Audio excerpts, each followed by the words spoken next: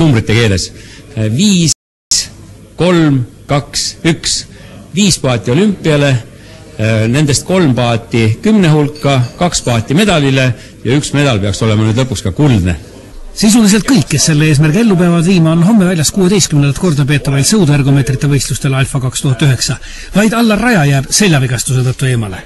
Kohal on Jüri Jaanson, kes pärast Alfat sõidab treenima Hiinasse koos Shanghai provintsi koondise ja Igor Grinkoga. Tõnu Edrikson otsib võistlemise võimalust ka vaheaastal.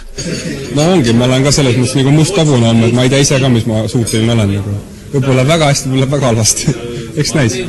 Pärast ajateenistust taas täiskoormustega harjutav Kaspar Taimsoo on kõrged eesmärgid seadnud juba selleks suveks. Ühena on kindlasti plaanides, ehk siis U23-l võistelda ja kindlasti ka loodetavasti väga kõrgete kohtade pärast.